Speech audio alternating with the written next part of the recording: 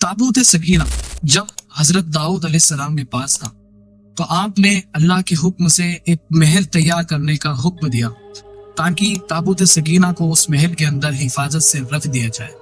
जिस महल में इस ताबूत को रखा गया था उसका नाम हैकल सुलेमानी था। इस महल की तामीर में इतना लंबा वक्त लगा कि हजरत दाऊद अलैहिस्सलाम के दौर में इसकी तामीर शुरू की गई और हजरत सुलेमान अलैहिस्सलाम के दौर में जाकर इसकी तामीर मुकम्मल हुई। इसीलिए इस महल का नाम हैकल सुलेमानी रखा।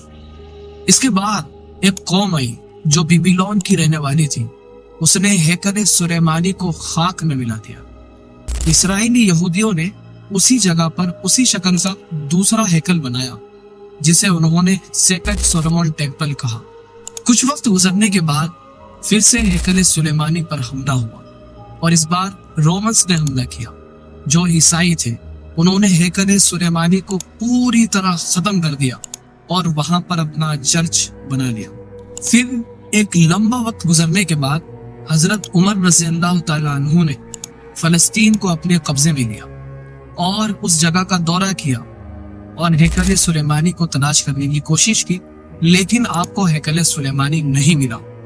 फिर हजरत उमर रज़ी अल्लाह तआला अन्हु ने चर्च से थोड़ी दूर होकर नमाज अदा की और आज उसी जगह पर मस्जिद अल-अक़सा का कंपाउंड मौजूद है।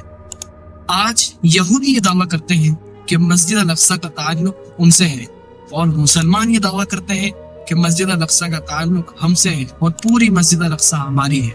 आज यहूदी ये दावा करते हैं कि मस्जिद अल-अक़सा को शहीद करना चाहिए ताकि वो हैकल सुलेमानी को फिर से तामीर कर सके। इसीलिए हर थोड़े दिन में एक रिपोर्ट आती है कि मस्जिद अल-अक़सा के करीब ही खुदाई का काम चल रहा है। आप देख सकते हैं कि कुछ सालों पहले तक इसराइल एक देश की तरह बिल्कुल भी नहीं था, बल्कि फलस्तीनियों को धोखा देकर उन्होंने ये देश बनाया और इसका नाम इसराइल रखा। इसराइल को बनाने में ज़ायनिस्ट यहूदियों का हाथ था, लेकिन ऑर्थोडॉक्स यहूदी जो हैं वो इसके पूरी तरह खिलाफ थे कि इसराइल नहीं बनना चाहिए। ज़ायनिस्ट यहूदियों के कुछ खास लोगों ने खुफिया स्ट्रेटजीज तैयार करके अरब देशों को और फलस्तीनियों को धोखा देकर इसराइल को बनाया। अब आगे हम आपको बहुत ही खास बात बताएंगे कि क्या ताल्लुक है दज्जाल का हैकल सुलेमानी, मस्जिद अल-अक़सा और उसको शहीद करने से। यहूदियों का मानना है कि एक दीवार जो आज भी वहां मौजूद है वो हैकल सुलेमानी की है। जब रोमन्स ने हैकल सुलेमानी को खत्म कर दिया था तो वो दीवार बच गई थी और ये वही दीवार है जिसे ये मुकद्दस समझते हैं और इसी दीवार को ये विलिंग वॉल कहते हैं। और इसी दीवार के सामने खड़े होकर यहूदी रोते हैं और दुआएं मांगते हैं। यहूदियों का मानना यह है कि वहां एक दरवाजा है जहां से इनका बादशाह, जिसको ये अवेटेड मसाया कहते हैं, वो आखिरत से पहले आएगा। बहुत सारे यहूदी अपने लोगों के मरने के बाद उन्हें उसी दरवाजे के सामने दफनाते हैं और उनका मानना यह है कि जब उनका बादशाह उस दरवाजे से आएगा तो वो मुर्दे वापस से जिंदा होकर उसके पीछे चलेंगे।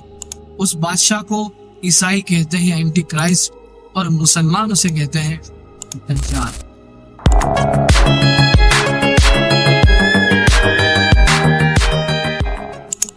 ये मुअय्यन शख्स जो दज्जाल होगा, इसके बारे में भी एक तो बिल्कुल मुत्तफक अलैह चीजें हैं। नंबर एक कि वो शख्स है, कतई है, यकीनी है, उसका हुलिया भी हुजूर सल्लल्लाहु अलैहि वसल्लम ने अहादीस के अंदर बयान किया। दूसरी बात यह कि उसके हाथ में कवानीन कुदरत, गोया के तस्खीर कायनात, गोया के नुक्ते उरूज को पहुंच चुकी। तमाम इख्तियारात इलाही तकरीबन उसके हाथ में आ चुके हो। जो बड़े से बड़े मोइज़े अल्लाह ताला ने नबियों को दिए हैं वो मोइज़े करके दिखाएगा। वो मुर्दा को जिंदा करेगा,